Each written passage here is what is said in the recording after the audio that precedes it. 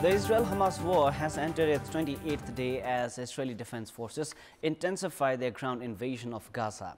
Now, after the second airstrike yesterday on Jabalia refugee camp, the Palestinian death toll has crossed 8,800.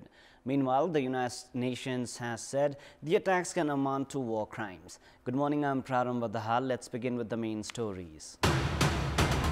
The Election Commission raises question on the sincerity of political parties as leaders admit of excessive spending during polls. Parliamentarians warn current practice could discourage genuine aspirants. Central bank's effort to boost the share market yet to show results. Market drops by 40 points after the sign. Investors lose 58 billion rupees in the past 4 business days. At least 195 killed after 2 strikes by Israeli forces on Jabalia refugee camp. UN says the attack can amount to war crimes. Palestinian death toll crosses 8,800.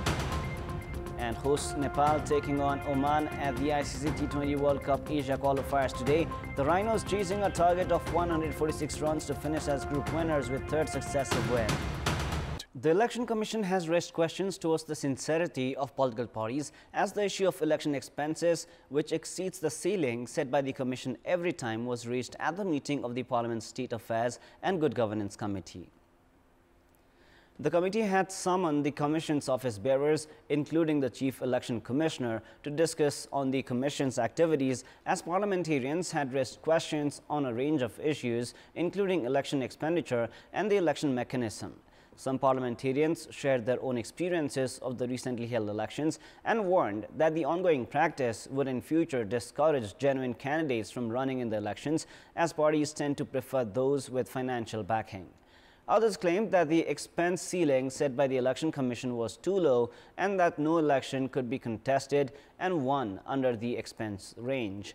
However, majority agreed that the election expenses had been going overboard.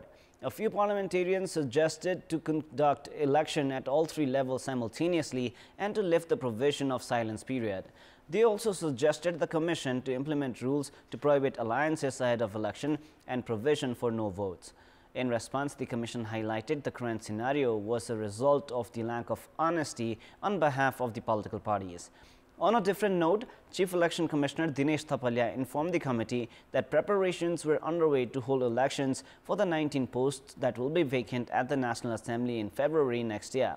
Thapalia also informed that discussions were underway to hand over the printing press it procured to Janak Education Material Center. United Nations Secretary-General Antonio Guterres, during his 4-day visit of Nepal, stressed on concluding the transitional justice by prioritizing the victims during each of his political meetings and public program addresses. The leaders also extended their assurances to Guterres. Victims of the conflict era who are still awaiting justice even after 17 years of the Comprehensive Peace Accord are optimistic about the government and political parties showing willpower to work in their favor. From addressing the joint meeting of both houses of the Federal Parliament to parleys with political leaders, UN Secretary-General Guterres stressed on prioritizing the victims to conclude transitional justice. However, he added that it was a sensitive and complex process. Victims have said that the political parties must exhibit willpower to ensure justice.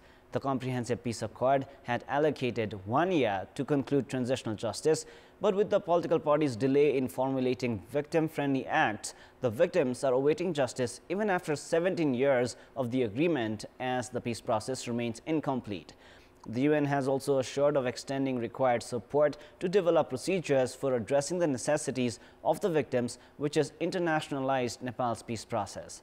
Erstwhile ruling party Nepali Congress and struggling entity Maoist Center are current coalition partners. Despite 2 of the 3 works of the peace process, integration of armed forces and management of arms and ammunition completed, transitional justice is awaiting conclusion. Political parties are yet to reach a consensus on the bill registered at the Parliament. Around 10,000 complaints filed at the Truth and Reconciliation Commission and the Commission of Investigation on Enforced Disappeared Persons have remained stranded. In such a situation, the interest of the United Nations is expected to expedite the conclusion process. It is now time for our segment Public Polls, where you text us with your opinion. Public Polls. The question is, what do you term the party leading the government announcing struggle programs? Your options are A. Intention to hide flaws, B. Vote politics, and C. Genuine concerns. The voting is on. Type NEWS, select your option A, B or C and send it to 34001 to share your opinion with us. The central bank's decision to revise margin lending to boost share market has yet to show its intended results. In the 4 business days since share markets opened after the SAI, investors lost 58 billion rupees while the share market went down by 40 points. The share market index NEPSE was at 1,893 points before the SAI, which went down for 3 out of 4 business days following the SAI.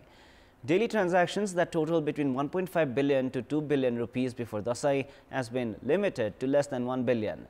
On Wednesday, the NEPSE index dropped by 5.83 points to be limited to 1,858 points. Despite the central bank's decision to expand margin lending and current liquidity of 500 billion rupees, investors are still doubtful. Although banks are allowed to invest up to 90% of the deposits, loans disbursed stands at 81%. Meanwhile, interest rates on loans are expected to go down as banks are also reducing the interest on deposits. Majority of businesses are struggling to maintain profits due to inflation, which has also directly affected the share market. And now, before we wrap up, here's a look into the top stories one more time.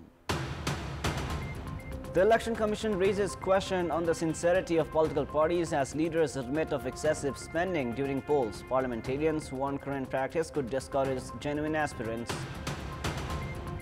Central bank's efforts to boost the share market yet to show results. Market drops by 40 points after the SAI. Investors lose 58 billion rupees in the past 4 business days. At least 195 killed after 2 strikes by Israeli forces on Jabalia refugee camp. UN says the attack can amount to war crimes. Palestinian death toll crosses 8,800. And hosts Nepal taking on Oman at the ICC T20 World Cup Asia final today. The Rhinos chasing a target of 146 runs to finish as group winners.